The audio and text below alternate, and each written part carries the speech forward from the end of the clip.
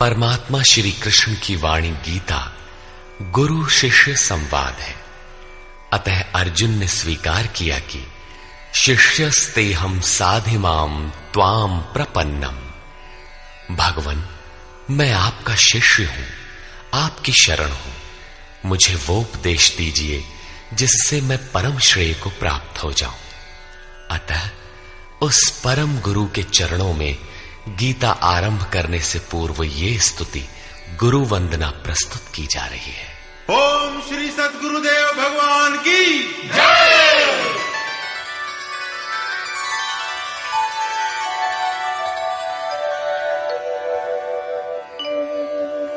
जय सद्गुरुदेवं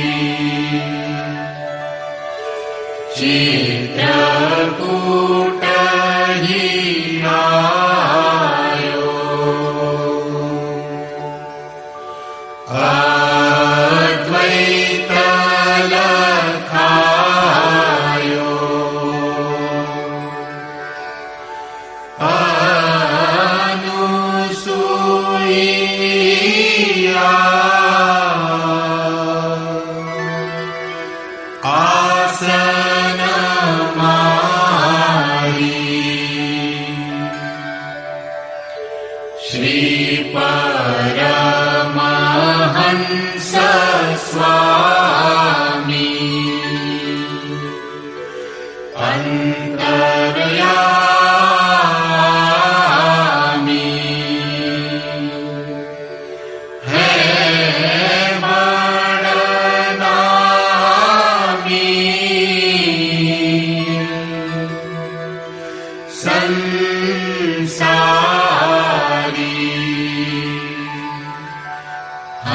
सनहितकारी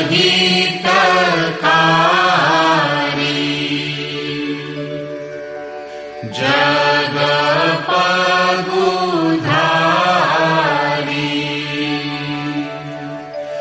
गर्वप्रहारी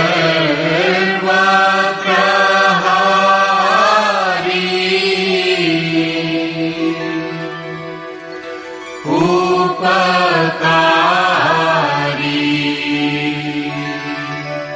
सतपन्थ चलायो भरम मिटायो रूप लखायो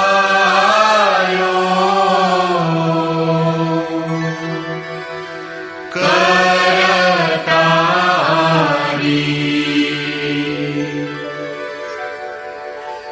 यह शिष्य है तेरो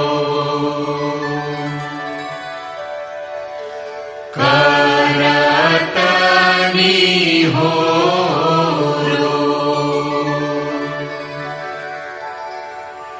मोह पर हेरो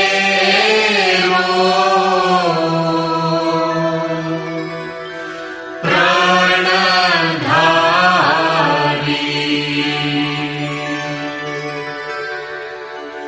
जय सद्गुरुदेवम्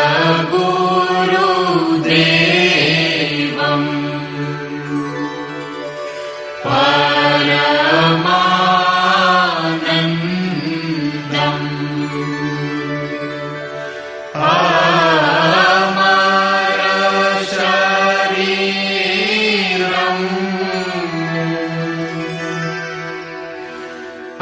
अविकारी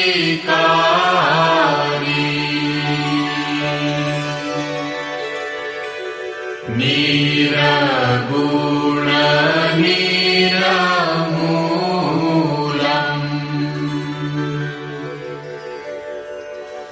धरी स्थूलम्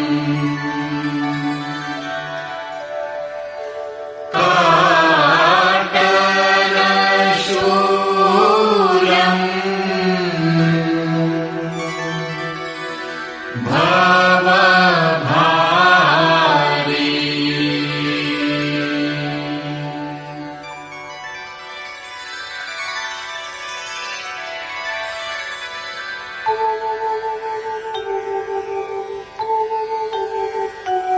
ओम जय गुरुदेव जय गुरुदेव जय गुरुदेव जय गुरुदेव ओम जय गुरुदेव जय गुरुदेव जय गुरुदेव जय गुरुदेव ओम जय गुरुदेव जय गुरुदेव जय गुरुदेव जय गुरुदेव।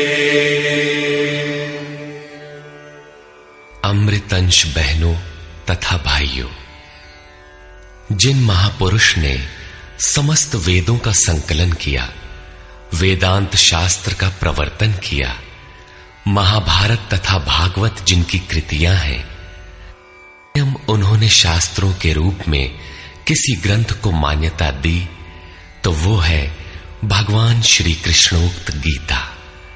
तरह तरह की पूजा पद्धतियां परस्पर विरोधी संगठन धर्म के नाम पर प्रचलित हैं, जबकि धर्म का लक्ष्य है एक परमात्मा की शोध। कल्याण स्वरूप वो परमात्मा एक है, उसे प्राप्त करने की निश्चित क्रिया का पालन धर्म है।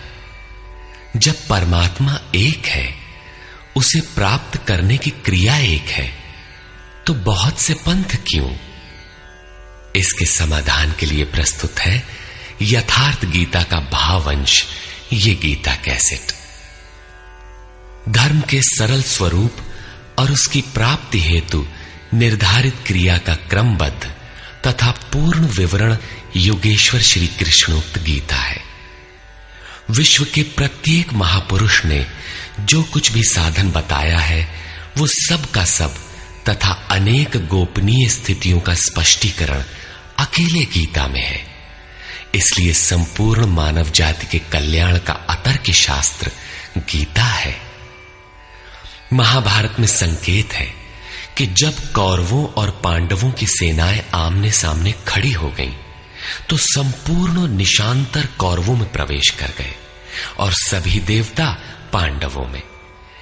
इस कथन से महर्षि व्यास ने स्पष्ट कर दिया कि गीता के सभी पात्र देवता या असुर हैं तथा प्रतीकात्मक हैं। प्रत्येक मनुष्य के अंतःकरण में दैवी और आसुरी दो प्रकृतियां अनादिकाल से हैं। दैवी शक्तियों के सहयोग से जब मनुष्य अपने आत्म स्वरूप की ओर अग्रसर होता है तो काम, क्रोध, राग, द्वेष इत्यादि आसुरी वृत्तियां बाधा के रूप में आक्रमण करती हैं। उनका पार पाना ही वास्तविक युद्ध है।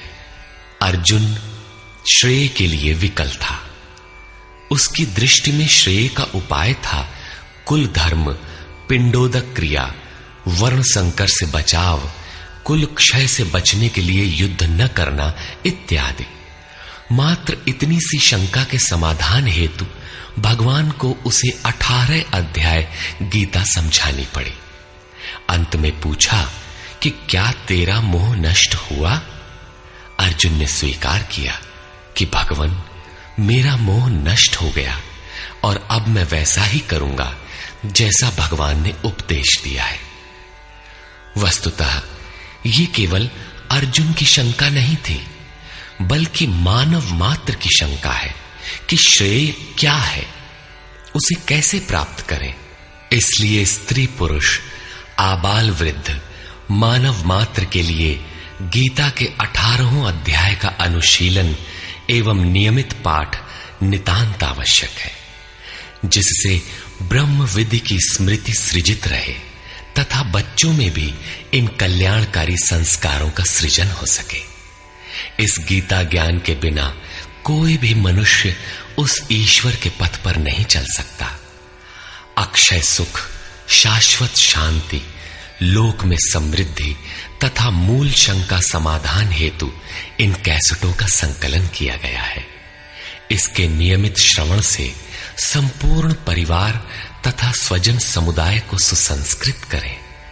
संसार में कहीं भी मनुष्य हो, उसके लिए गीता सदैव अमृत वाहिनी है।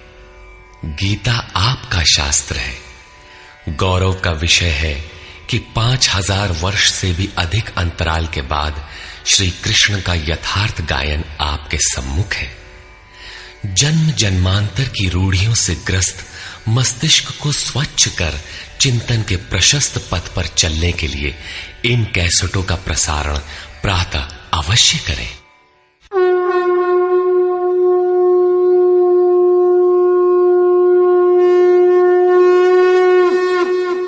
ओम श्री परमात्मने नमः। यथार्थ गीता, श्रीमद् भगवत गीता, अथ प्रथमो अध्यायः।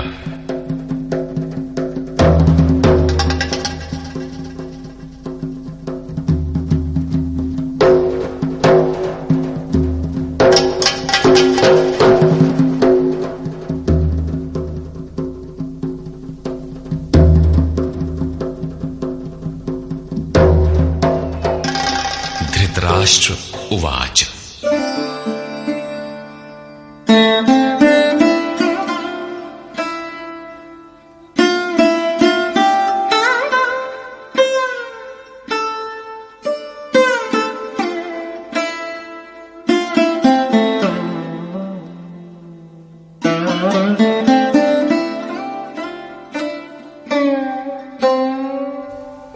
धर्मक्षेत्रे कुरुक्षेत्रे समवेता युयुत्सवः मामकाः पाण्डवाश्चैव किमकुर्वत संजय।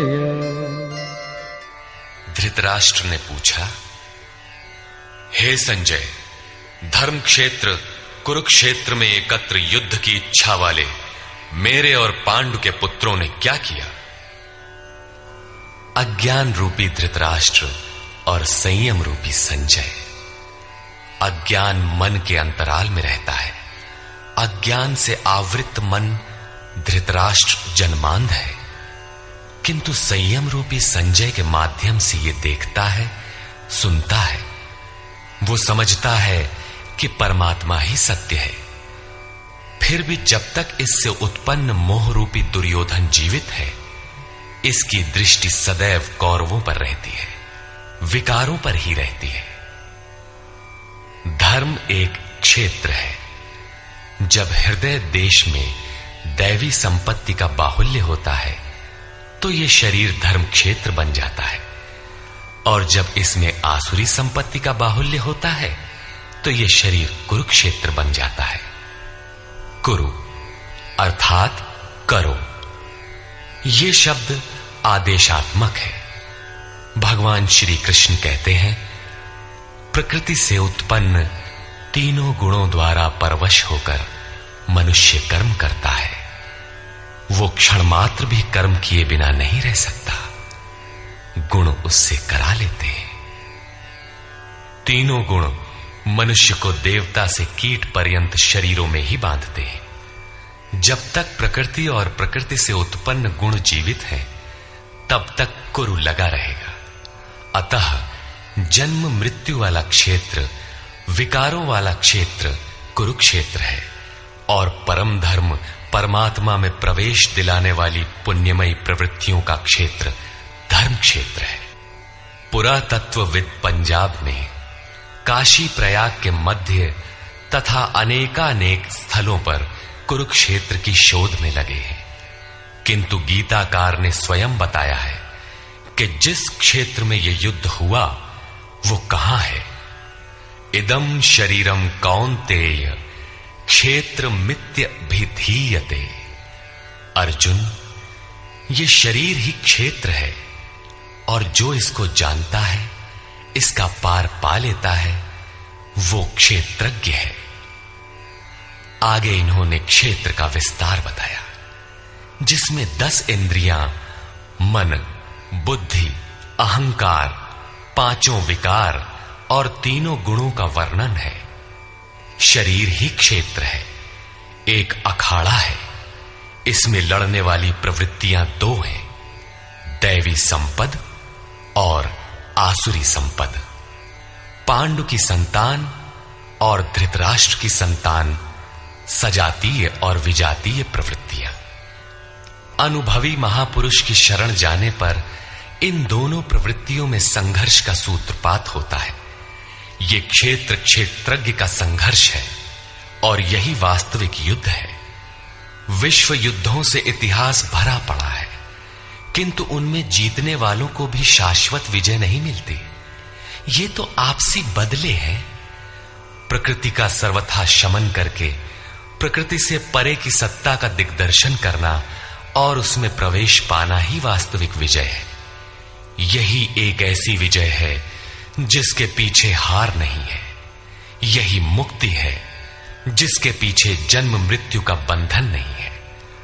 इस प्रकार अज्ञान से आच्छादित प्रत्येक मन संयम के द्वारा जानता है कि क्षेत्र क्षेत्रज्ञ के युद्ध में क्या हुआ।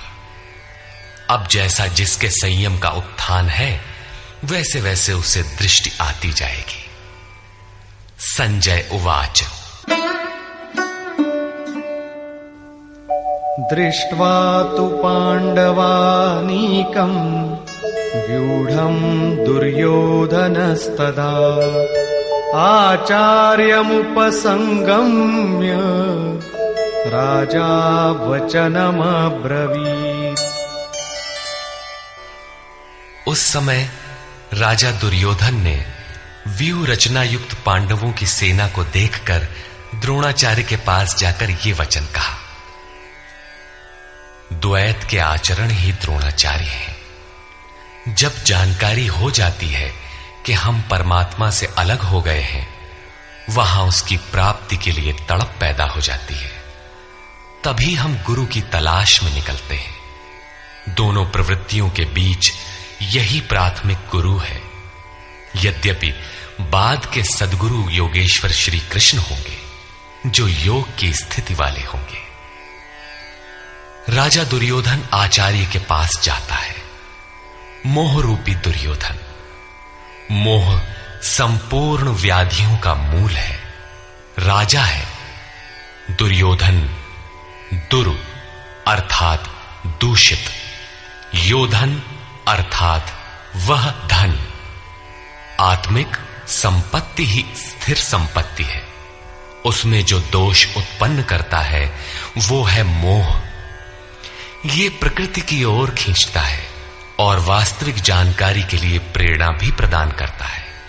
मोह है तभी तक पूछने का प्रश्न भी है, अन्यथा सभी पूर्ण ही हैं। अतः व्यूह रचना युक्त पांडवों की सेना को देखकर, अर्थात पुण्य से प्रवाहित सजातीय वृत्तियों को संगठित देखकर, मोह रूपी दुर्योधन ने गुरु द्रोण के पास जाकर यह कहा।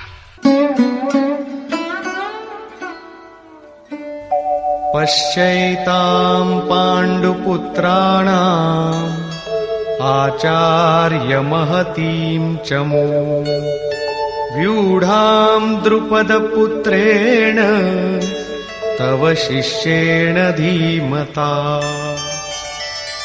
हे आचार्य, आपके बुद्धिमान शिष्य द्रुपद पुत्र धृष्टद्युम्न द्वारा व्यूहाकार खड़ी की हुई पांडु पुत्रों की इस भारी सेना को देखिए।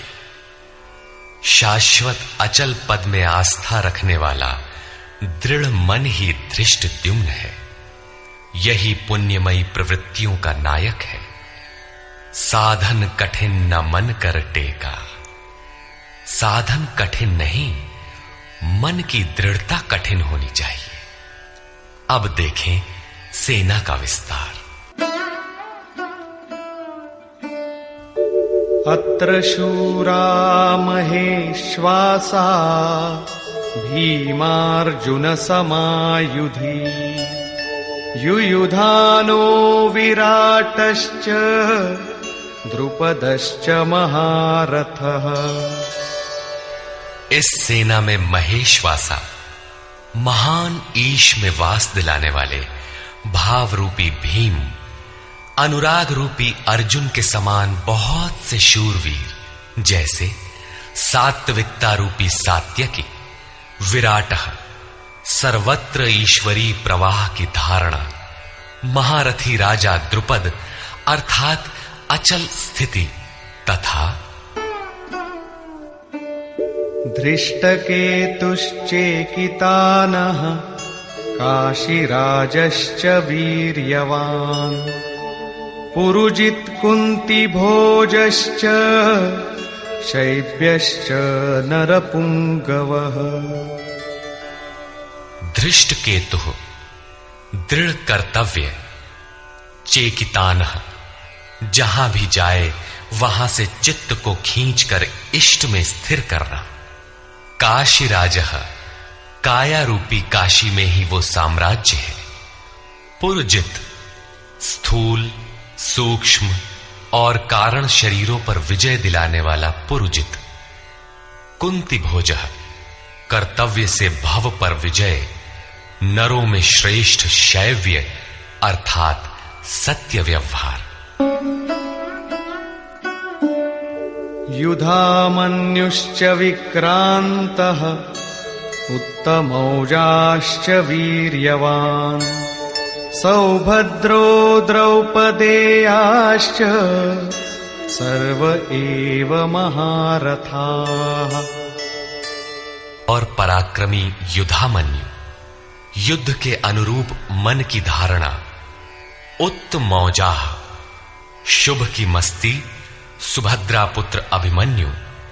जब शुभ आधार आ जाता है तो मन भय से रहित हो जाता है। ऐसा शुभ आधार से उत्पन्न अभय मन, ध्यान रूपी द्रौपदी के पांचों पुत्र वात्सल्य, लावण्य, सौम्यता, स्थिरता, सहृदयता, सब के सब महारथी हैं। साधन पथ पर संपूर्ण योग्यता के साथ चलने की क्षमताएं हैं। इस प्रकार दुर्योधन ने पांडव पक्ष के 15-20 नाम गिनाए, जो दैवी संपद के महत्वपूर्ण अंग हैं। विजातीय प्रवृत्ति का राजा होते हुए भी मोह ही सजातीय प्रवृत्तियों को समझने के लिए बाध्य करता है। दुर्योधन अपना पक्ष संक्षेप में कहता है, यदि कोई बाह्य युद्ध होता तो अपनी फौज बढ़ा चढ़ा कर गिनाता। विकार कम गिनाए गए, क्योंकि उन पर विजय पाना है। वे नाशवान हैं। केवल 5-7 विकार बताए गए, जिनके अंतराल में संपूर्ण बहिर्मुखी प्रवृत्ति विद्यमान है। जैसे अस्माकं तु विशिष्टाये तान्निबोध द्विजोत्तम नायका मम सैन्यस्य संज्ञार्थं तान् ब्रवीमि ते। द्विजोत्तम, हमारे पक्ष में जो जो प्रधान हैं उन्हें भी आप समझ लें। आपको जानने के लिए मेरी सेना के जो नायक हैं उनको कहता हूं। बाह्य युद्ध में सेनापति के लिए द्विजोत्तम संबोधन असामयिक है। वस्तुतः गीता अंतःकरण की 2 प्रवृत्तियों का संघर्ष है, जिसमें द्वैत का आचरण ही द्रोण है। जब तक हम लेश मात्र भी आराध्य से अलग हैं, तब तक प्रकृति विद्यमान है, द्वैत बना है। इस द्वि पर जय पाने की प्रेरणा प्रथम गुरु द्रोणाचार्य से मिलती है। अधूरी शिक्षा ही पूर्ण जानकारी के लिए प्रेरणा प्रदान करती है। वो पूजा स्थली नहीं, वहां शौर्य सूचक संबोधन होना चाहिए। विजातीय प्रवृत्ति के नायक कौन कौन हैं?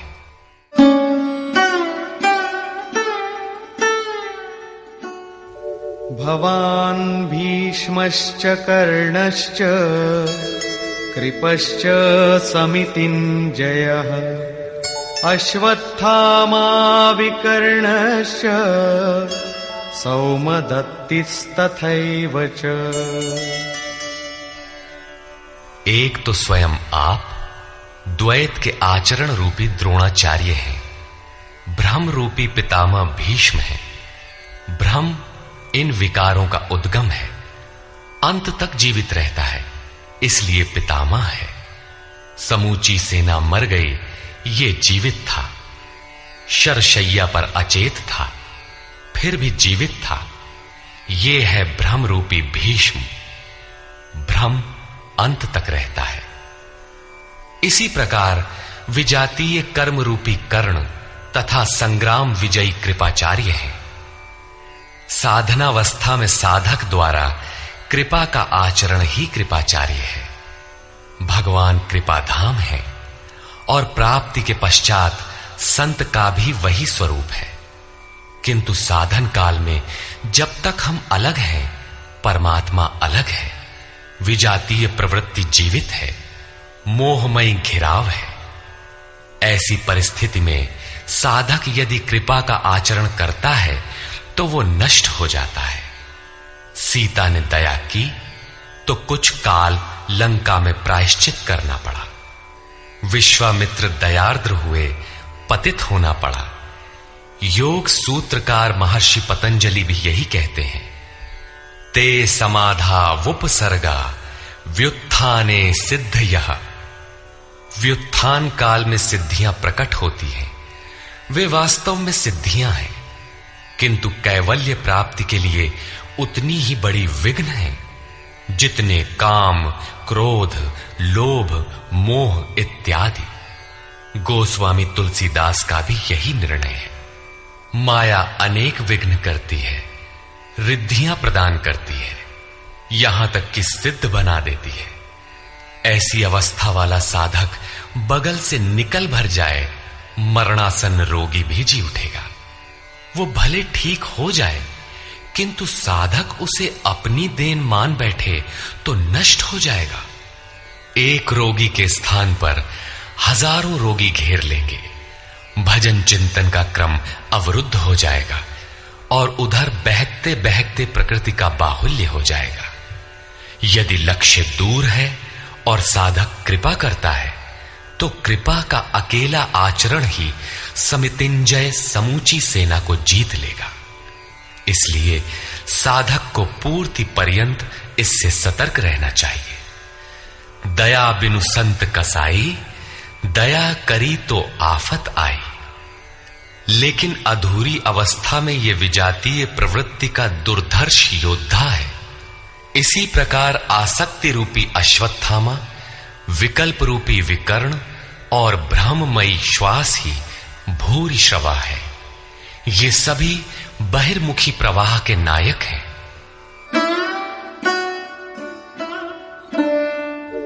अन्ये च बहवः शूराः मदर्थे त्यक्तजीविताः नानाशस्त्र प्रहरणाः सर्वे युद्धविशारदाः। और भी बहुत से शूरवीर अनेक शस्त्रों से युक्त मेरे लिए जीवन की आशा को त्याग कर युद्ध में डटे हैं। सभी मेरे लिए प्राण त्यागने वाले हैं, किंतु उनकी कोई ठोस गणना नहीं है। अब कौन सी सेना किन भावों द्वारा सुरक्षित है, इस पर कहते हैं अपर्याप्तं तदस्माकं बलं भीष्माभिरक्षितम् पर्याप्तं त्विदमेतेषां बलं भीमाभिरक्षितम्। भीष्म द्वारा रक्षित हमारी सेना सब प्रकार से अजेय है और भीम द्वारा रक्षित इन लोगों की सेना जीतने में सुगम है। पर्याप्त और अपर्याप्त जैसे श्लिष्ट शब्द का प्रयोग दुर्योधन की आशंका को व्यक्त करता है। अतः देखना है कि भीष्म कौन सी सत्ता है जिस पर कौरव निर्भर करते हैं, तथा भीम कौन सी सत्ता है जिस पर दैवी संपद संपूर्ण पांडव निर्भर है। दुर्योधन अपनी व्यवस्था देता है कि अयनेषु च सर्वेषु यथा भागमवस्थिताः भीष्ममेवाभिरक्षन्तु भवन्तः सर्व एव हि। इसलिए सब मोर्चों पर अपनी अपनी जगह स्थित रहते हुए आप लोग सबके सब भीष्म की ही सब ओर से रक्षा करें। यदि भीष्म है तो हम अजेय हैं, इसलिए आप पांडवों से न लड़कर केवल भीष्म की ही रक्षा करें। कैसा योद्धा है भीष्म, जो स्वयं अपनी रक्षा नहीं कर पा रहा है, कौरवों को उसकी रक्षा व्यवस्था करनी पड़ रही है। ये कोई बाह्य योद्धा नहीं, ब्रह्म ही भीष्म है। जब तक ब्रह्म जीवित है तब तक विजातीय प्रवृत्तियां कौरव अजेय हैं। अजेय का ये अर्थ नहीं कि जिसे जीता ही ना जा सके, बल्कि अजेय का अर्थ दुर्जय है, जिसे कठिनाई से जीता जा सकता हो। महा अजय संसार रिपु जीत सकई सो वीर। यदि भ्रम समाप्त हो जाए तो अविद्या अस्तित्वहीन हो जाए। मोह इत्यादि जो आंशिक रूप से बचे भी हैं, शीघ्र ही समाप्त हो जाएंगे। भीष्म की इच्छा मृत्यु थी, इच्छा ही भ्रम है। इच्छा का अंत और भ्रम का मिटना एक ही बात है। इसी को संत कबीर ने सरलता से कहा, इच्छा काया इच्छा माया इच्छा जग उपजाया। कह कबीर जे इच्छा विवर्जित ताका पार न पाया। जहां भ्रम नहीं होता वो अपार और अव्यक्त है। इस शरीर के जन्म का कारण इच्छा है, इच्छा ही माया है और इच्छा ही जगत की उत्पत्ति का कारण है। सो कामयत तदैक्षत बहुश्याम प्रजायेय इति। कबीर कहते हैं, जो इच्छाओं से सर्वथा रहित हैं, तिनका पार न पाया। वे अपार, अनंत, असीम तत्व में प्रवेश पा जाते हैं। यो कामो निष्काम, आप्त काम आत्म कामो, न तस्य प्राणा उत्क्रामंति, ब्रह्म व सन ब्रह्माप्येति। जो कामनाओं से रहित आत्मा में स्थिर आत्म स्वरूप है, उसका कभी पतन नहीं होता। वो ब्रह्म के साथ एक हो जाता है। आरंभ में इच्छाएं अनंत होती हैं और अंततो गत्वा परमात्म प्राप्ति की इच्छा शेष रहती है। जब ये इच्छा भी पूरी हो जाती है, तब इच्छा भी मिट जाती है। यदि उससे भी बड़ी कोई वस्तु होती तो आप उसकी इच्छा अवश्य करते। जब उससे आगे कोई वस्तु है ही नहीं, तो इच्छा किसकी होगी? जब प्राप्त होने योग्य कोई वस्तु अप्राप्त न रह जाए, तो इच्छा भी समूल नष्ट हो जाती है और इच्छा के मिटते ही ब्रह्म का सर्वथा अंत हो जाता है। यही भीष्म की इच्छा मृत्यु है। भीम द्वारा रक्षित इन लोगों की सेना जीतने में सुगम है। भाव रूपी भीम, भावे विद्यते देवः। भाव में वो क्षमता है कि अविदित परमात्मा भी विदित हो जाता है। भाववस्य भगवान, सुख निधान करुणा अयन। श्री कृष्ण ने इसे श्रद्धा कहकर संबोधित किया है। भाव में वो क्षमता है कि भगवान को भी वश में कर लेता है। भाव से ही संपूर्ण पुण्यमयी प्रवृत्ति का विकास है।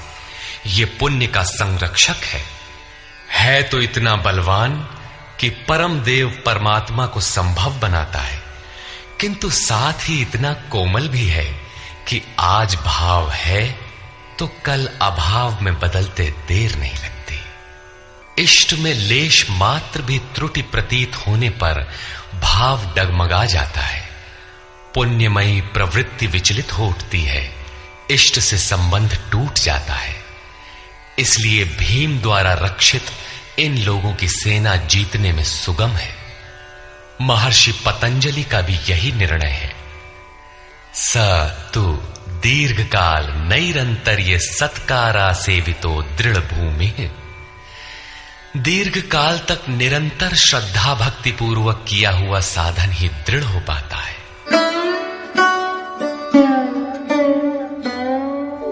तस्य संजनयन् हर्षं कुरु वृद्धः पितामहः। सिंहनादं विनद्योच्चैः शंखं दध्मौ प्रतापवान्। इस प्रकार अपने बलाबल का निर्णय लेकर शंख ध्वनि हुई। शंख ध्वनि पात्रों के पराक्रम की घोषणा है कि जीतने पर कौन सा पात्र आपको क्या देगा। कौरवों में वृद्ध प्रतापवान पितामह भीष्म ने उस दुर्योधन के हृदय में हर्ष उत्पन्न करते हुए उच्च स्वर से सिंहनाद के समान भयप्रद शंख बजाया। सिंह प्रकृति से भयावह पहलू का प्रतीक है। घोर जंगल के नीरव एकांत में शेर की दहाड़ कान में पड़ जाए तो रोंगटे खड़े हो जाएंगे, हृदय कांपने लगेगा। यद्यपि शेर आपसे मीलों दूर है। भय प्रकृति में होता है, परमात्मा में नहीं। वो तो अभय सत्ता है। ब्रह्म रूपी भीष्म यदि विजयी होता है तो प्रकृति के जिस भयारण्य में आप हैं उससे भी अधिक भय के आवरण में बांध देगा। भय की एक परत और बढ़ जाएगी, भय का आवरण घना हो उठेगा। ये भ्रम इसके अतिरिक्त और कुछ नहीं दे सकेगा। अतः प्रकृति से निवृत्ति ही गंतव्य का मार्ग है। संसार में प्रवृत्ति तो भवाटवी है, घोर अंधकार की छाया है। इसके आगे कौरवों की कोई घोषणा नहीं है। कौरवों की ओर से कई बाजे एक साथ बजे, किंतु कुल मिलाकर वे भी भय ही प्रदान करते हैं, इससे अधिक कुछ नहीं। प्रत्येक विकार कुछ न कुछ भय तो देता ही है। इसलिए उन्होंने भी घोषणा की, ततः शङ्खाश्च भैर्यश्च पणवानकगोमुखाः सहसैवाभ्यहन्यन्त सशब्दस्तु मूलोऽभवत्। तदनंतर अनेक शंख, नगारे, ढोल और नरसिंहादि बाजे एक साथ ही बजे। उनका शब्द भी बड़ा भयंकर हुआ। भय का संचार करने के अतिरिक्त कौरवों की कोई घोषणा नहीं है। बहिर्मुखी विजातीय प्रवृत्ति सफल होने पर मोहमय बंधन और घना कर देती है। अब पुण्यमयी प्रवृत्तियों की ओर से घोषणाएं हुई, जिनमें पहली घोषणा योगेश्वर श्री कृष्ण की है।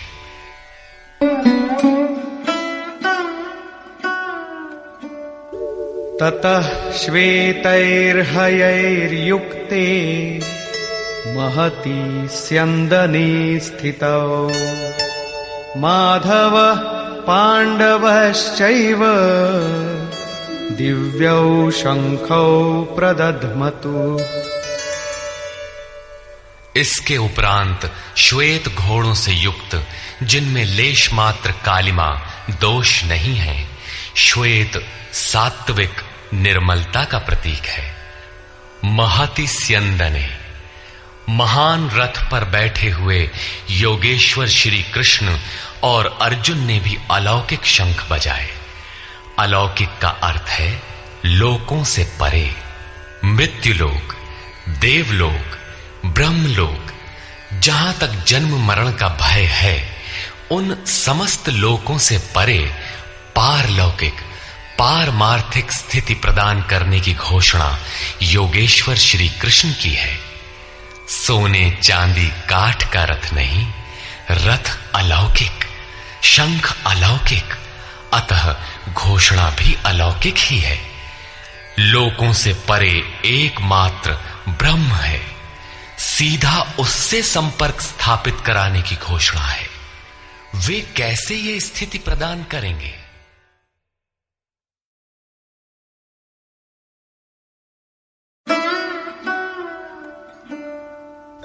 पांचजन्यं ऋषिकेशो देवदत्तं धनञ्जयः पौण्ड्रं दध्मौ महाशंखं भीमकर्मावृकोदरः। ऋषिकेशः, जो हृदय के सर्वस्व ज्ञाता है, उन कृष्ण ने 5 जन्य शंख बजाया।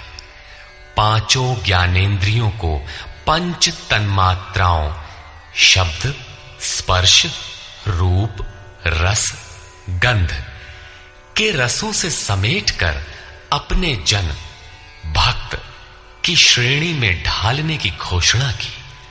विकराल रूप से बहकती हुई इंद्रियों को समेटकर उन्हें अपने सेवक की श्रेणी में खड़ा कर देना हृदय से प्रेरक सद्गुरु की देन है। श्री कृष्ण एक योगेश्वर सद्गुरु थे।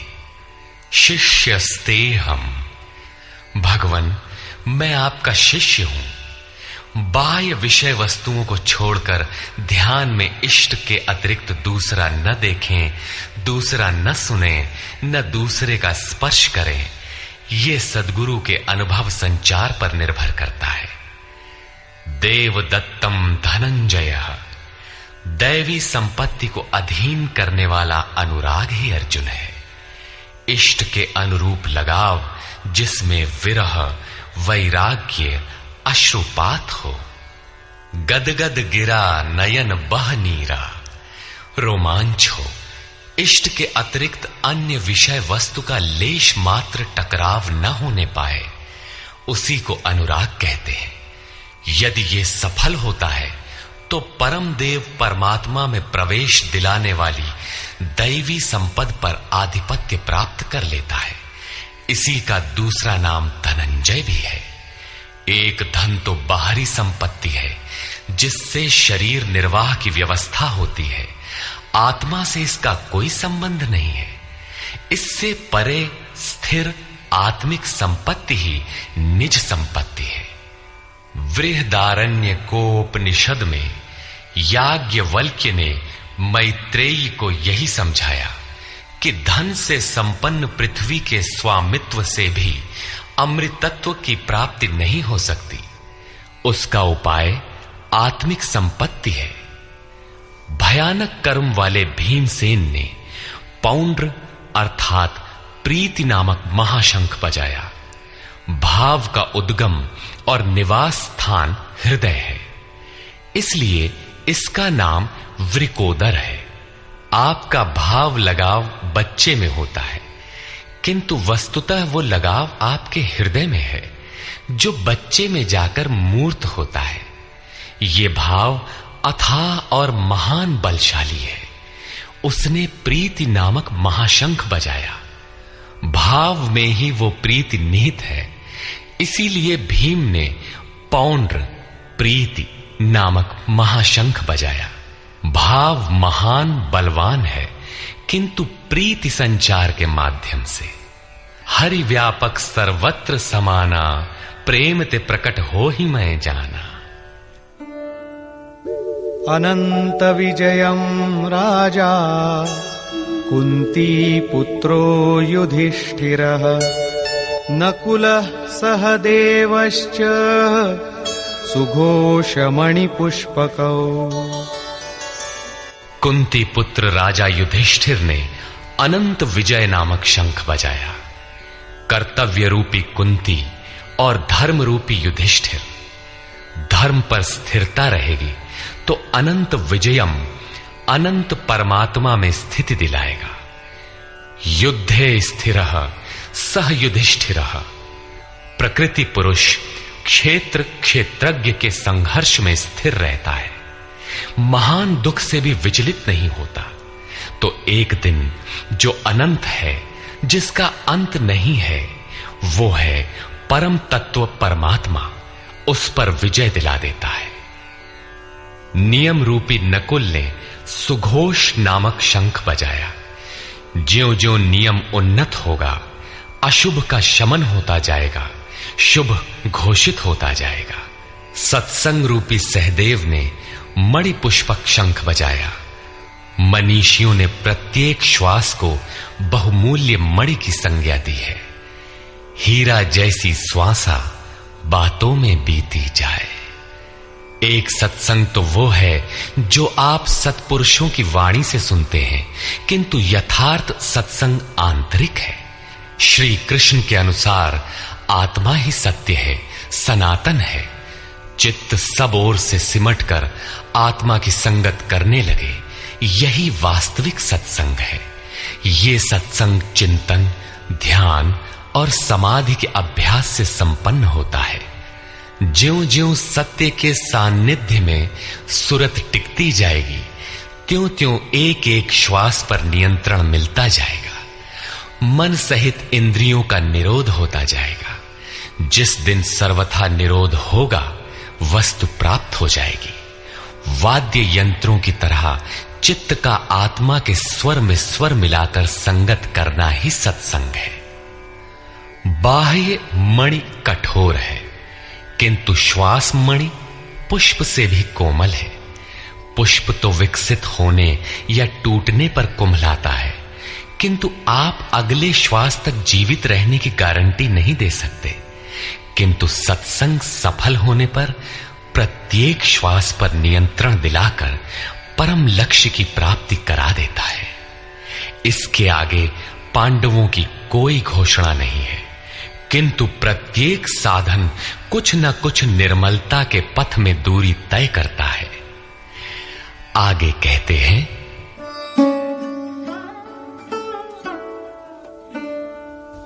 काश्यश्च परमेश्वासः शिखण्डी च महारथः धृष्टद्युम्नो विराटश्च सात्यकिश्चापराजितः।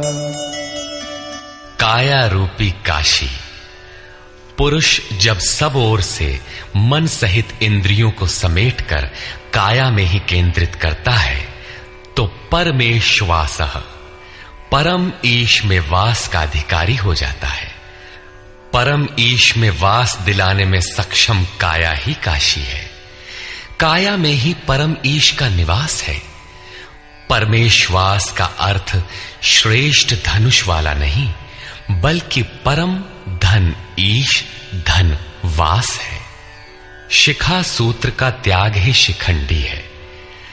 आजकल लोग सिर के बाल कटा लेते हैं और सूत्र के नाम पर गले की जनेऊ हटा लेते हैं, अग्नि जलाना छोड़ देते हैं।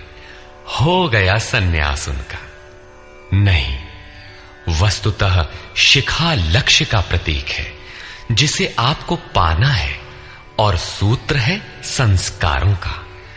जब तक आगे परमात्मा को पाना शेष है, पीछे संस्कारों का सूत्रपात लगा हुआ है, तब तक त्याग कैसा, सन्यास कैसा? अभी तो चलने वाले पथिक हैं। जब प्राप्तव्य प्राप्त हो जाए, पीछे लगे हुए संस्कारों की डोर कट जाए, ऐसी अवस्था में ब्रह्म सर्वथा शांत हो जाता है। इसलिए शिखंडी ही ब्रह्म रूपी भीष्म का विनाश करता है। शिखंडी चिंतन पथ की विशिष्ट योग्यता है, महारथी है। धृष्टद्युम्न दृढ़ और अचल मन तथा विराटः सर्वत्र विराट ईश्वर का प्रसार देखने की क्षमता इत्यादि दैवी संपद के प्रमुख गुण हैं। सात्विकता ही सात्य की है। सत्य के चिंतन की प्रवृत्ति अर्थात सात्विकता यदि बनी है तो कभी गिरावट नहीं आने पाएगी। इस संघर्ष में पराजित नहीं होने देगी। द्रुपदो द्रौपदेयाश्च सर्वशः पृथिवीपते सौभद्रश्च महाबाहुः शंखान् दद्मुः पृथक् पृथक्। अचल पददायक द्रुपद और ध्यान रूपी द्रौपदी के पांचों पुत्र सहृदयता, वात्सल्य, लावण्य, सौम्यता इत्यादि साधन में महान सहायक महारथी हैं तथा बड़ी भुजा वाला अभिमन्यु, इन सब ने पृथक पृथक शंख बजाए। भुजा कार्यक्षेत्र का प्रतीक है। जब मन भय से रहित हो जाता है तो उसकी पहुंच दूर तक हो जाती है। हे राजन, इन सब ने अलग अलग शंख बजाए। कुछ न कुछ दूरी सभी तय कराते हैं। इनका पालन आवश्यक है, इसलिए इनके नाम गिनाए। इसके अतिरिक्त कुछ दूरी ऐसी भी है जो मन बुद्धि से परे है। भगवान स्वयं ही अंतःकरण में विराज कर तय कराते हैं। इधर दृष्टि बनकर आत्मा से खड़े हो जाते हैं और सामने स्वयं खड़ा होकर अपना परिचय करा लेते हैं। सघोषो धार्तराष्ट्राणाम् हृदयानि व्यदारयत् नभश्च पृथिवीं चैव तुमुलो व्यनुनादयन्। उस घोर शब्द ने आकाश और पृथ्वी को भी शब्दायमान करते हुए धृतराष्ट्र पुत्रों के हृदय विदीर्ण कर दिए। सेना तो पांडवों की ओर भी थी, किंतु हृदय विदीर्ण हुए धृतराष्ट्र पुत्रों के। वस्तुतः पांचजन्य दैवी शक्ति पर आधिपत्य, अनंत पर विजय, अशुभ का शमन और शुभ की घोषणा धारावाही होने लगे तो कुरुक्षेत्र आसुरी संपद, बहिर्मुखी प्रवृत्तियों का हृदय विदीर्ण हो जाएगा। उनका बल शनैः शनैः क्षीण होने लगता है। सर्वथा सफलता मिलने पर मोहमयी प्रवृत्तियां सर्वथा शांत हो जाती हैं।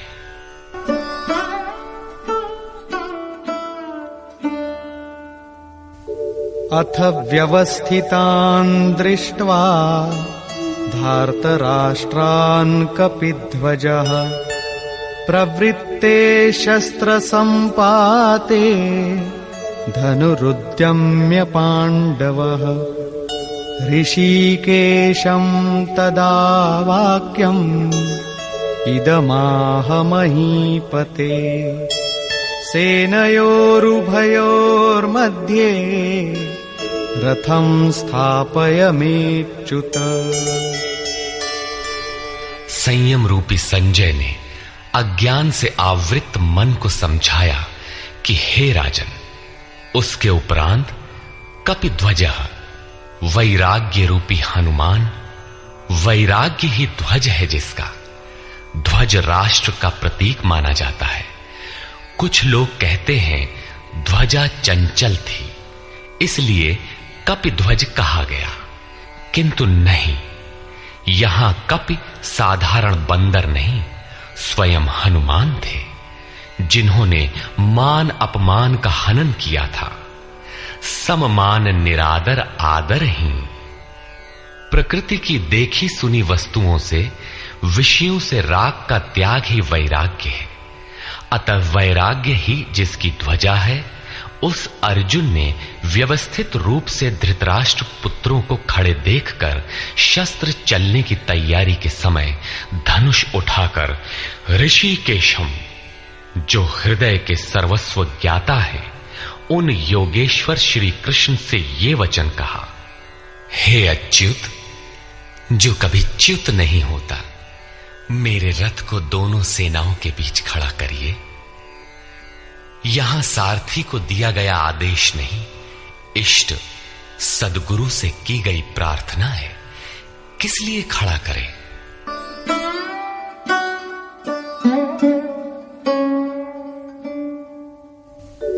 यावदेतान्निरीक्षेऽहं योद्धुकामानवस्थितान् कैर्मया सह योद्धव्यम् अस्मिन् रणसमुद्यमे। जब तक मैं इन स्थित हुए युद्ध की कामना वालों को अच्छी प्रकार देख न लूं कि इस युद्ध के उद्योग में मुझे किन किन के साथ युद्ध करना योग्य है, इस युद्ध व्यापार में मुझे किन किन के साथ युद्ध करना है। योत्स्यमानानवेक्षेऽहं य एतेऽत्र समागताः धार्तराष्ट्रस्य दुर्बुद्धेर्युद्धे प्रियचिकीर्षवः।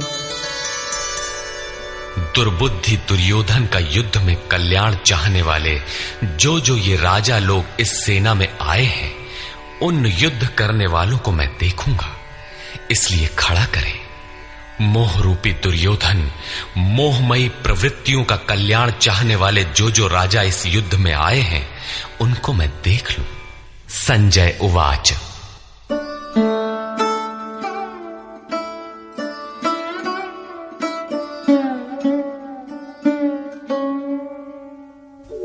एवमुक्तो ऋषिकेशो गुडाकेशेन भारत सेनयोरुभयोर्मध्ये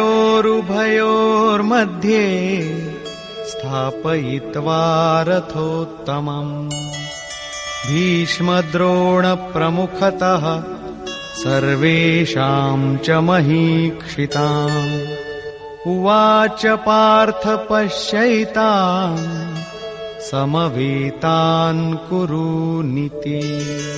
संजय बोला, निद्राजयी अर्जुन द्वारा इस प्रकार कहे जाने पर हृदय के ज्ञाता श्री कृष्ण ने दोनों सेनाओं के बीच भीष्म, द्रोण और महीक्षिताम शरीर रूपी पृथ्वी पर अधिकार जमाए हुए संपूर्ण राजाओं के बीच उत्तम रथ को खड़ा करके कहा कि पार्थ, इन इकट्ठे हुए कौरवों को देख, यहां उत्तम रथ सोने चांदी का रथ नहीं है। संसार में उत्तम की परिभाषा नश्वर शरीर के प्रति अनुकूलता प्रतिकूलता से की जाती है। ये परिभाषा अपूर्ण है। जो हमारे आत्मा, हमारे स्वरूप का सदैव साथ दे, वही उत्तम है, जिसके पीछे अनुत्तम मलिनता न हो। तत्रापश्यत् स्थितान् पार्थः पितॄनथ पितामहान् आचार्यान् मातुलान् भ्रातॄन् पुत्रान् पौत्रान् सखींस्तथा श्वशुरान् सुहृदश्चैव सेनयोरुभयोरपि। इसके उपरांत अचूक लक्ष्य वाले पार्थिव शरीर को रथ बनाने वाले पार्थ ने उन दोनों सेनाओं में स्थित पिता के भाइयों को, पितामहों को, आचार्यों को, मामाओं को, भाइयों को, पुत्रों को, पौत्रों को, मित्रों को, श्वशुरों को और सुहृदों को देखा। दोनों सेनाओं में अर्जुन को केवल अपना परिवार, मामा का परिवार, ससुराल का परिवार, सुहृद और गुरुजन दिखाई पड़े। प्रचलित गणना के अनुसार 18 अक्षौहिणी 2.5-3 अरब के लगभग होता है, जो आज के विश्व की जनसंख्या के समकक्ष है। इतने मात्र के लिए यदा कदा विश्व स्तर पर आवास, खाद्य समस्या बन जाती है। इतना बड़ा जन समूह अर्जुन के 3-4 रिश्तेदारों का परिवार मात्र था। क्या इतना बड़ा भी किसी का परिवार होता है? कदापि नहीं। ये हृदय देश का चित्रण है। तान् समीक्ष्य स कौन्तेयः सर्वान् बन्धूनवस्थितान् कृपया परयाविष्टो विषीदन्निदमब्रवीत्। इस प्रकार खड़े हुए उन संपूर्ण बंधुओं को देखकर अत्यंत करुणा से आवृत वो कुंती पुत्र अर्जुन शोक करता हुआ बोला। अर्जुन उवाच।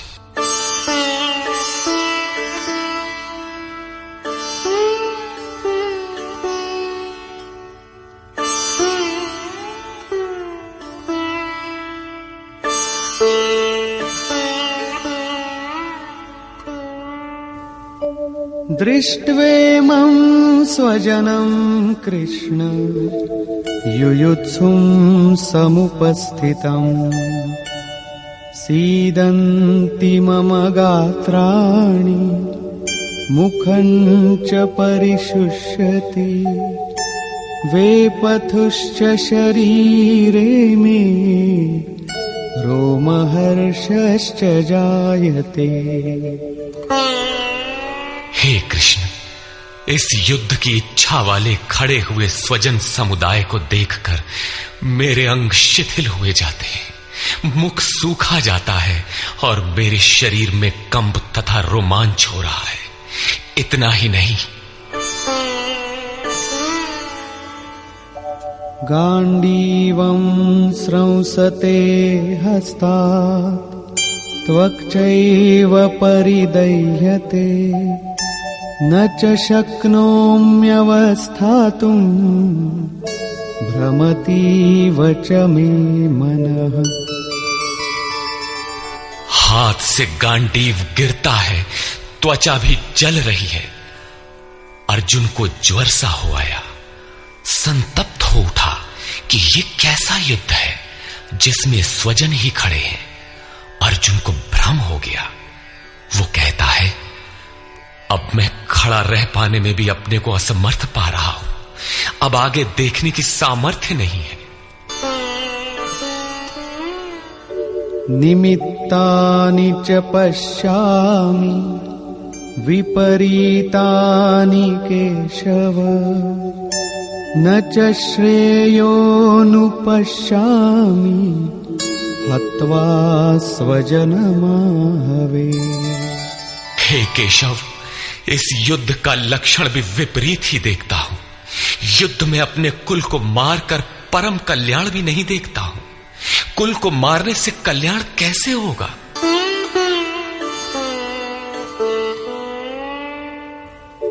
न कांक्षे विजयं कृष्ण न च राज्यं सुखानि च किन्नो राज्येन गोविन्द किं भोगैर्जीवितेन वा। संपूर्ण परिवार युद्ध के मुहाने पर है। इन्हें युद्ध में मारकर विजय से मिलने वाला राज्य और राज्य से मिलने वाला सुख अर्जुन को नहीं चाहिए। वो कहता है, हे श्री कृष्ण, मैं विजय नहीं चाहता, राज्य तथा सुख भी नहीं चाहता। हे गोविंद, हमें राज्य या भोग अथवा जीवन से भी क्या प्रयोजन है? क्यों?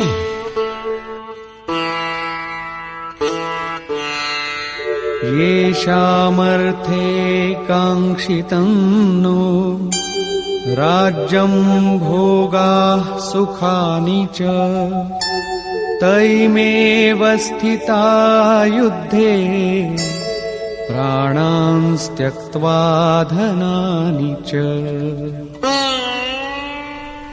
हमें जिनके लिए राज्य भोग और सुखादिक इच्छित हैं, वे ही परिवार जीवन की आशा त्याग कर युद्ध के मैदान में खड़े हैं।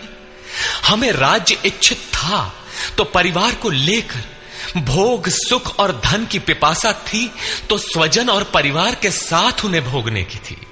किंतु जब सब के सब प्राणों की आशा त्याग कर खड़े हैं तो मुझे सुख राज्य या भोग नहीं चाहिए। ये सब इन्हीं के लिए प्रिय थे। इनसे अलग होने पर हमें इनकी आवश्यकता नहीं है। जब तक परिवार रहेगा तब तक ये वासनाएं भी रहती हैं। झोपड़ी में रहने वाला भी अपने परिवार, मित्र और स्वजन को मारकर विश्व का साम्राज्य स्वीकार नहीं करेगा। अर्जुन यही कहता है कि हमें भोग प्रिय थे, विजय प्रिय थी, किंतु जिनके लिए थी, जब वे ही नहीं रहेंगे तो भोगों से क्या प्रयोजन? इस युद्ध में मारना किसे है?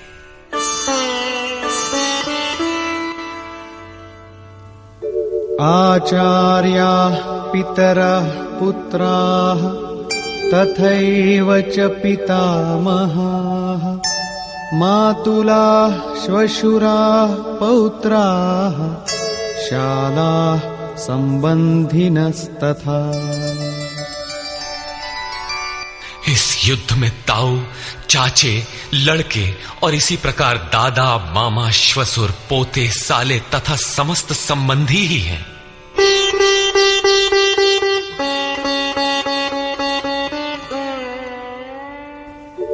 एतान्न हन्तुमिच्छामि घ्नतोऽपि मधुसूदन अपि त्रैलोक्यराज्यस्य हेतो किन्नु मही कृते।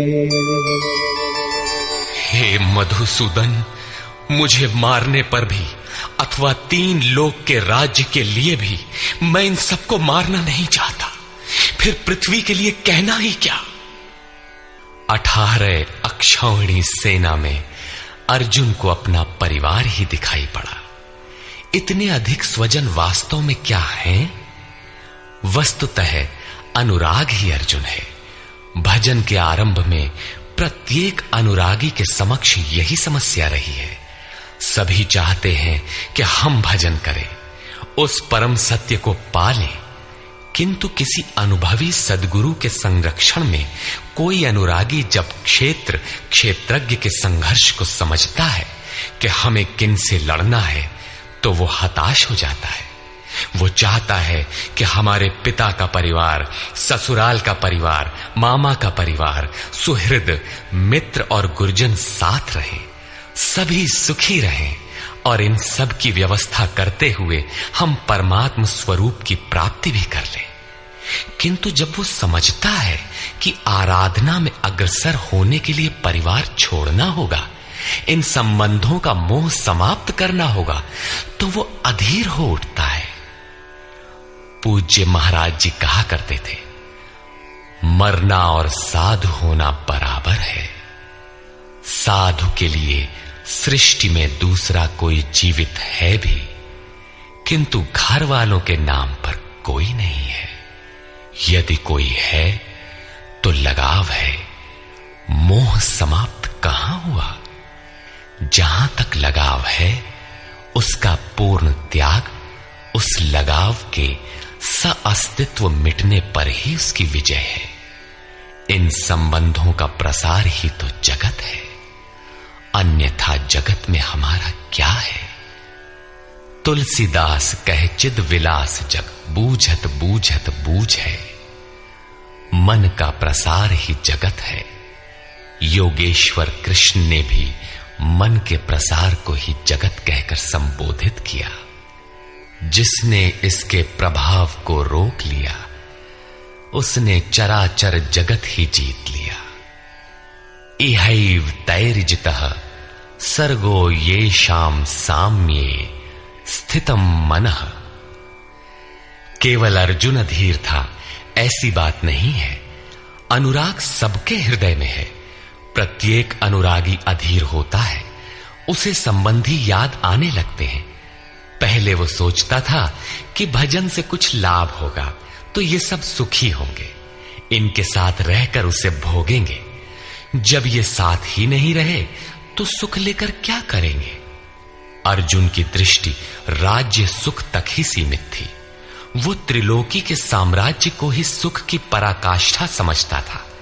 इसके आगे भी कोई सत्य है, इसकी जानकारी अर्जुन को अभी नहीं है। निहत्य धार्तराष्ट्रान्नः का प्रीति स्याज्जनार्दन। पापमेवाश्रयेदस्मान् हत्वैतानाततायिनः। हे जनार्दन, धृतराष्ट्र के पुत्रों को मारकर भी हमें क्या प्रसन्नता होगी। जहां धृतराष्ट्र अर्थात धृष्टता का राष्ट्र है, उससे उत्पन्न मोह रूपी दुर्योधन इत्यादि को मारकर भी हमें क्या प्रसन्नता होगी। इन आतताइयों को मारकर हमें पाप ही तो लगेगा। जो जीवन यापन के तुच्छ लाभ के लिए अनीति अपनाता है वो आतताई कहलाता है। किंतु वस्तुतः इससे भी बड़ा आतताई वो है जो आत्मा के पथ में अवरोध उत्पन्न करता है। आत्मदर्शन में बाधक काम, क्रोध, लोभ, मोह आदि का समूह ही आतताई है। तस्मान्नार्हा वयं हन्तुं धार्तराष्ट्रान् स्वबान्धवान्। स्वजनं हि कथं हत्वा सुखिनः स्याम माधव। इससे हे माधव, अपने बांधव धृतराष्ट्र के पुत्रों को मारने के लिए हम योग्य नहीं हैं। स्वबांधव कैसे? वे तो शत्रु थे ना। वस्तुतः शरीर के रिश्ते अज्ञान से उत्पन्न होते हैं। ये मामा है, ससुराल है, स्वजन समुदाय है, ये सब अज्ञान ही तो है। जब शरीर ही नश्वर है तब इसके रिश्ते ही कहां रहेंगे। मोह है तभी तक सुहृद है, हमारा परिवार है, हमारी दुनिया है। मोह नहीं तो कुछ भी नहीं। इसीलिए वे शत्रु भी अर्जुन को स्वजन दिखाई पड़े। वो कहता है कि अपने कुटुंब को मारकर हम कैसे सुखी होंगे। यदि अज्ञान और मोह न रहे तो कुटुंब का अस्तित्व न हो। यह अज्ञान ज्ञान का प्रेरक भी है। भर्तृहरि, तुलसी इत्यादि अनेक महानुभावों को वैराग्य की प्रेरणा पत्नी से मिली तो कोई सौतेली मां के व्यवहार से खिन्न होकर वैराग्य पथ पर अग्रसर हुआ दिखाई देता है।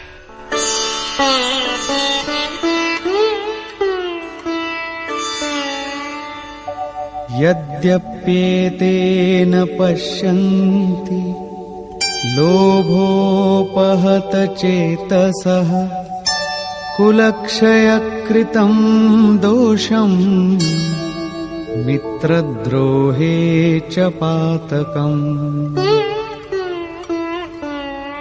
यद्यपि लोभ से भ्रष्ट चित्त हुए ये लोग कुल नाश के दोष और मित्र द्रोह के पाप को नहीं देखते हैं, ये उनकी कमी है।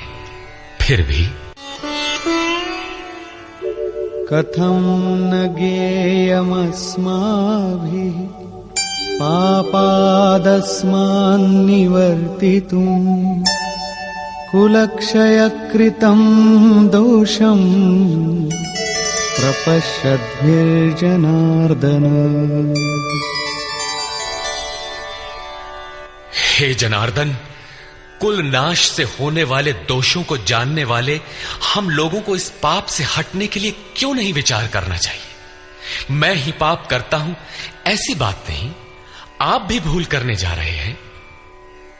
कृष्ण पर भी आरोप लगाया। अभी वो समझ में अपने को कृष्ण से कम नहीं मानता।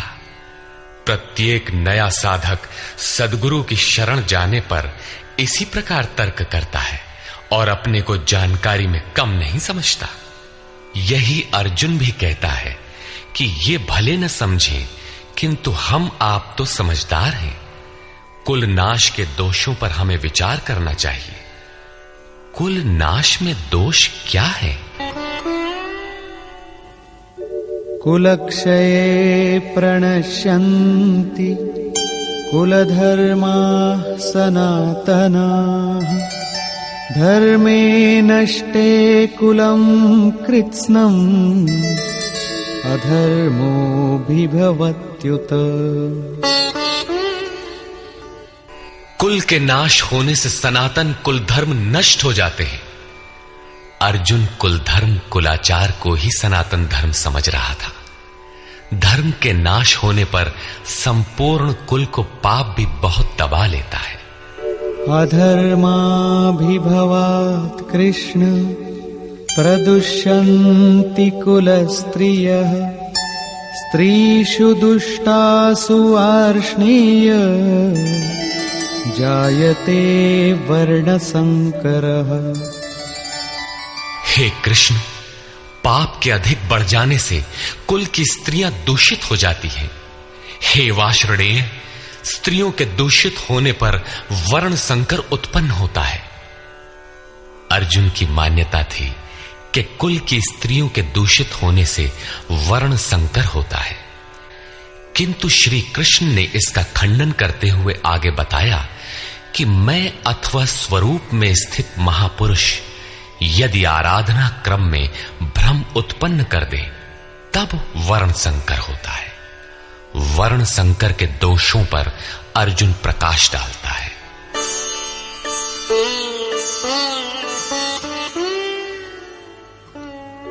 संकरो नरकायैव कुलघ्नानां कुलस्य च।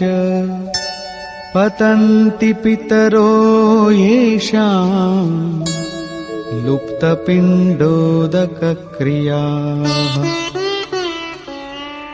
वर्ण संकर कुल घातियों और कुल को नरक में ले जाने के लिए ही होता है। लुप्त हुई पिंड क्रिया वाले इनके पितर लोग भी गिर जाते हैं। वर्तमान नष्ट हो जाता है, अतीत के पितर गिर जाते हैं और भविष्य वाले भी गिरेंगे। इतना ही नहीं, दोषैरेतैः कुलघ्नानां वर्णसंकरकारकैः उत्साद्यन्ते जातिधर्माः कुलधर्माश्च शाश्वताः। इन वर्ण संकर कारक दोषों से कुल और कुलघातियों के सनातन कुल धर्म और जाति धर्म नष्ट हो जाते हैं। अर्जुन मानता था कि कुल धर्म सनातन है, कुल धर्म ही शाश्वत है, किंतु श्री कृष्ण ने इसका खंडन किया और आगे बताया कि आत्मा ही सनातन शाश्वत धर्म है। वास्तविक सनातन धर्म को जानने से पहले मनुष्य धर्म के नाम पर किसी न किसी रूढ़ि को जानता है। ठीक इसी प्रकार अर्जुन भी जानता है जो कृष्ण के शब्दों में एक रूढ़ि है। उत्सन्न कुलधर्माणां मनुष्याणां जनार्दन नरके नियतं वासो भवतीत्यनुशुश्रुम।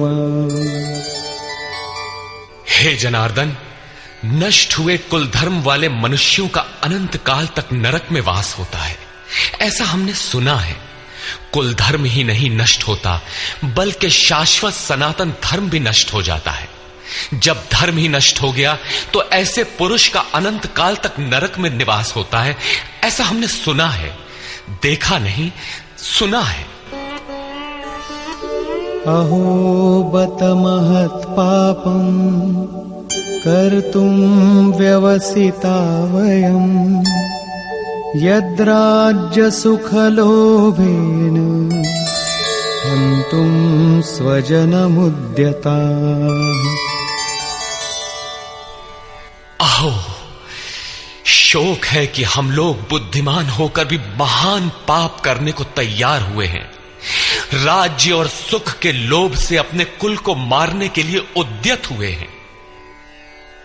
अभी अर्जुन अपने को कम ज्ञाता नहीं समझता। आरंभ में प्रत्येक साधक इसी प्रकार बोलता है। महात्मा बुद्ध का कथन है कि मनुष्य जब अधूरी जानकारी रखता है तो अपने को महान ज्ञानी समझता है, और जब आधे से आगे की जानकारी हासिल करने लगता है तो अपने को महान मूर्ख समझता है। ठीक इसी प्रकार अर्जुन भी अपने को ज्ञानी ही समझता है। वो कृष्ण को ही समझाता है कि उस पाप से परम कल्याण हो, ऐसी बात भी नहीं। केवल राज्य और सुख के लोभ में पड़कर हम लोग कुल नाश करने को उद्यत हुए हैं, महान भूल कर रहे हैं। हम ही भूल कर रहे हैं, ऐसी बात नहीं, आप भी भूल कर रहे हैं। एक धक्का कृष्ण को भी दिया। अंत में अर्जुन अपना निर्णय देता है। यदि माम प्रतीकारम् अशस्त्रम् शस्त्रपाणयः धार्तराष्ट्रारणे हन्युः तन्मे क्षेमतरम् भवेत्। यदि मुझ शस्त्र रहित न सामना करने वाले को शस्त्रधारी धृतराष्ट्र के पुत्र रण में मारे तो उनका वो मारना भी मेरे लिए अति कल्याणकारक होगा। इतिहास तो कहेगा कि अर्जुन समझदार था, जिसने अपनी बलि देकर युद्ध बचा लिया। लोग प्राणों की आहुति दे डालते हैं कि भोले भाले मासूम बच्चे सुखी रहे, कुल तो बचा रहे। मनुष्य विदेश चला जाए, वैभव पूर्ण प्रासाद में रहे, किंतु 2 दिन बाद उसे अपनी छोड़ी हुई झोपड़ी याद आने लगती है। मोह इतना प्रबल होता है। इसीलिए अर्जुन कहता है कि शस्त्रधारी धृतराष्ट्र के पुत्र मुझ न प्रतिकार करने वाले को रण में मार दे, तब भी वो मेरे लिए अति कल्याणकारी होगा, ताकि लड़के तो सुखी रहें। संजय उवाच।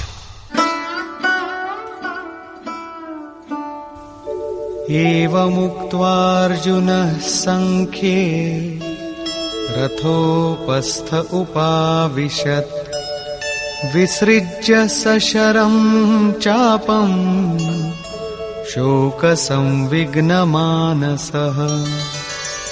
संजय बोला कि रणभूमि में शोक से उद्विग्न मन वाला अर्जुन इस प्रकार कहकर बाण सहित धनुष को त्याग कर रथ के पिछले भाग में बैठ गया, अर्थात क्षेत्र क्षेत्रज्ञ के संघर्ष में भाग लेने से पीछे हट गया। निष्कर्ष, गीता क्षेत्र क्षेत्रज्ञ के युद्ध का निरूपण है। यह ईश्वरीय विभूतियों से संपन्न भगवत स्वरूप को दिखाने वाला गायन है। यह गायन जिस क्षेत्र में होता है वह युद्ध क्षेत्र शरीर है, जिसमें 2 प्रवृत्तियां हैं, धर्म क्षेत्र और कुरुक्षेत्र। उन सेनाओं का स्वरूप और उनके बल का आधार बताया। शंख ध्वनि से उनके पराक्रम की जानकारी मिली। तदनंतर जिस सेना से लड़ना है उसका निरीक्षण हुआ, जिसकी गणना 18 अक्षौहिणी अर्थात लगभग 6.5 अरब कही जाती है, किंतु वस्तुतः वे अनंत हैं। प्रकृति के दृष्टिकोण 2 हैं, एक इष्टोन्मुखी प्रवृत्ति दैवी संपद, दूसरी बहिर्मुखी प्रवृत्ति आसुरी संपद। दोनों प्रकृति ही हैं। एक इष्ट की ओर उन्मुख करती है परम धर्म परमात्मा की ओर ले जाती है और दूसरी प्रकृति में विश्वास दिलाती है। पहले दैवी संपद को साध कर आसुरी संपद का अंत किया जाता है, फिर शाश्वत सनातन परब्रह्म के दिग्दर्शन और उसमें स्थिति के साथ दैवी संपद की आवश्यकता शेष हो जाती है। युद्ध का परिणाम निकल आता है। अर्जुन को सैन्य निरीक्षण में अपना परिवार ही दिखाई पड़ता है, जिसे मारना है। जहां तक संबंध है उतना ही जगत है। अनुराग के प्रथम चरण में पारिवारिक मोह बाधक बनता है। साधक जब देखता है कि मधुर संबंधों में इतना विच्छेद हो जाएगा जैसे वे थे ही नहीं, तो उसे घबराहट होने लगती है। स्वजना शक्ति को मारने में उसे अकल्याण दिखाई देने लगता है। वह प्रचलित रूढ़ियों में अपना बचाव ढूंढने लगता है, जैसा अर्जुन ने किया।